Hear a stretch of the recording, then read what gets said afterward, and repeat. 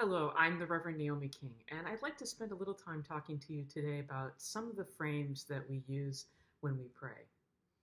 Not everybody prays, of course, but the first part of prayer is usually finding out where we are emotionally, what's going on for us before we begin to pray. I mean, if you're praying a formal prayer in a congregational liturgy with worship with other people, there may be set prayers that you're doing.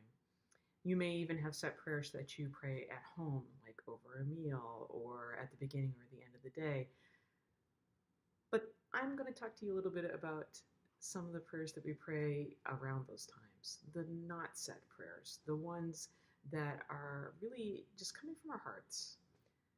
They might be prayers of joy, and they might be prayers of yearning, and they might be prayers of sadness or anger or confusion or just feeling overwhelmed and weary. There's all kinds of feelings, and every feeling state that we have can be channeled into a framework of prayer. I want to talk about three of the frameworks that are associated with uncertainty, exhaustion, and being overwhelmed. And those three today are the prayers of why, how, and when. Another way you may have heard the when is how long. That really is when. When we start with why, we're asking this cosmic question: why? Why now? Why this? Why that? Why not? Why? I don't understand. Why this feels punitive? Why do I deserve this? Why doesn't somebody else get this? Why? Why is there disaster? Why is there suffering? Why? So it's a place of open-hearted confusion, questioning, maybe even edging into a little anger, as when, why is this innocent person suffering? Or disbelief. Why am I getting this now? Why is a legitimate form of prayer? Now, some people have been taught that to offer why prayer is to doubt too much or is to somehow offend the holy. I don't find that to be the case. I also don't find it to even be biblical. If folks are trying to give you a biblical reference for not being able to give you a why prayer, there are lots of why prayers throughout the Bible, both the Hebrew scriptures and the Christian scriptures. And I think it's really important, actually, for the people to be able to ask why and seek understanding. We might not get to understanding, but at least we can express what's on our hearts.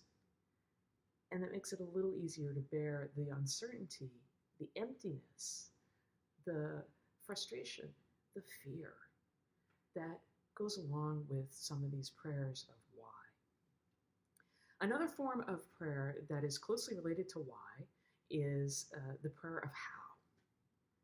How am I going to get there? I don't have a spiritual GPS. How am I going to get there? I don't even necessarily know where the destination is. How am I going to do this? I have this many resources, and that includes this much time, and this much patience, and this much energy. How am I going to be able? How are we going to be able? You may be like really overwhelmed or frustrated by the dissolution of civil society. How are we going to get back to a thing where folks can actually know their neighbors, all of them, and to know them in a way that we've never been able to know them before, because there's so many more of us and the world is such a more diverse place. That's an unprecedented how. So it's not like a getting back to, it's a how do we do that in the future moving forward? How to survive tonight? How to deal with this kind of pain? How to love when I don't feel loving? How to feel forgiving when I don't feel ready for forgiveness? How is all over, again, all over the Bible. It's just a natural human prayer, a natural response to not knowing where we're going, what we're doing, and how we're going to get there. The third related form of that is how long. That's the when part of the prayer. And yeah, how long do I have to suffer? How long are we going to be dealing with racism? How long are we going to suffer sexism and transphobia? How long is a big question on a lot of people's hearts these days. How often is part of that. That's another piece of the how. But when are we going to be delivered is a really common question. And again, you'll see this over and over again. If you read the Hebrew scriptures, if you read the Christian scriptures, if you read many world scriptures, that's a big question. When will we achieve peace? When will I be able to trust? When will I be healed? When can I know that it is the time to do whatever? When is a regular pondering. When is this person going to be mature enough for me to have a different kind of conversation? When am I going to be ready to forgive is a big question. You may not know the answer to that. That's why we start where we're at these question prayers of how, when, why, is because that's what we're feeling. We don't have we're not ready for reassurance. We're not ready to feel like we can buckle up our courage and go on.